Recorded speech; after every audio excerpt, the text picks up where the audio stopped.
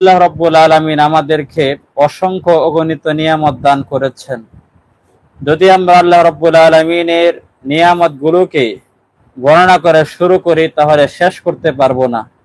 অসংখ্য অগণিত নিয়ামত আল্লাহ রাব্বুল আলামিন আমাকে আপনাকে দান করেছেন। এই জন্যই আল্লাহ রাব্বুল আলামিন আমাদেরকে বলেছেন, লা ইন শাকারতুম লা আযীদান্নাকুম, তোমরা যদি আমার নিয়ামত পাওয়ার পরে আমার নিয়ামতের শুকরিয়া আদায় করো তাহলে লা আযীদান্নাকুম, অবশ্যই আমি তোমাদের নিয়ামতকে আরো বৃদ্ধি করে দেব। সুতরাং এই আয়াত থেকে বুঝে আসে, যদি আমরা আল্লাহ রাব্বুল আলামিনের নিয়ামত পাওয়ার পরে আমরা যদি তার নিয়ামতের শুকরিয়া আদায় করি, যদি প্রতিটি নিয়ামতের কদর করি, তাহলে আল্লাহ রাব্বুল আলামিন আমাকে আপনাকে নিয়ামতকে আরো বৃদ্ধি করে দিবেন। আজ আমরা অনেক কিছু পাওয়ার পরেও আমরা নাশুকরিয়া আদায় করি। এই জন্য আল্লাহ রাব্বুল আলামিন বলেছেন, ওয়ালা ইন কাফারতুম ইন্না আযাবি লাশাদীদ, তোমরা যদি আমার নিয়ামত পাওয়ার পরে আমার নিয়ামতের শুকরিয়া আদায় না করো, যদি আমার নিয়ামতের নাশুকরিয়া করো, তাহলে তোমরা শুনে রাখো, ইন্না আযাবি লাশাদীদ, নিশ্চয় আমার শাস্তি খুবই কঠিন। সুতরাং এই আয়াত থেকে বুঝে আসে, যদি আমরা আল্লাহ পাকের পক্ষ থেকে আমাদেরকে যে নিয়ামত দান করা হয়েছে, যদি এর যথাযথ কদর করি, যদি আমরা এর শুকরিয়া আদায় করি, তাহলে আমাদেরকে আল্লাহ রাব্বুল আলামিন আরো নিয়ামতকে বৃদ্ধি করে দিবেন।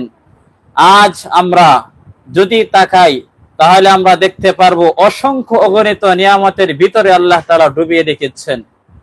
এই জন্যই আল্লাহ রাব্বুল আলামিন অন্য আয়াতে কারীমার মধ্যে বলেছেন, ওয়া ইন তাউদ্দু নি'মাতাল্লাহি লা তুহসুহা, তোমরা যদি আল্লাহর নিয়ামতগুলোকে গণনা করা শুরু করো, হে পৃথিবীর মানুষ, তোমরা যদি আমার নিয়ামত গণনা করা শুরু করো, তোমাদের কলমের কালি শেষ হয়ে যাবে, তোমাদের সমস্ত কিছু শেষ হয়ে যাবে, তারপরেও তোমরা কোনোদিন আল্লাহর নিয়ামতের গণনা করে শেষ করতে পারবে না। সেই জন্য সূরাতুল কাহফের মধ্যে আল্লাহ রাব্বুল আলামিন বলেছেন, কুল লাউ কানাল বাহরু মিদাদাল লিকালিমাতি রাব্বি লানাফিদাল বাহরু ক্বাবলা আন তানফাদা কালিমাতু রাব্বি। আল্লাহ রাব্বুল আলামিন বলেছেন, হে পৃথিবীর মানুষ, সারা বিশ্বের মধ্যে যত গাছপালা আছে এইগুলোকে যদি কলম বানানো হয় এবং সারা পৃথিবীর ভিতরে যত নদী আছে, সাগর আছে, যত কিছু আছে, এইগুলোকে যদি কালি বানানো হয়, আর যদি আল্লাহ রাব্বুল আলামিনের নিয়ামতগুলোকে গণনা করা শুরু করা হয়, লেখা হয়, তারপরেও সমস্ত কিছু নিঃশেষ হয়ে যাবে, কালি কলম সমস্ত কিছু শেষ হয়ে যাবে, তারপরেও কোনোদিন আল্লাহর নিয়ামত লেখা শেষ হবে না।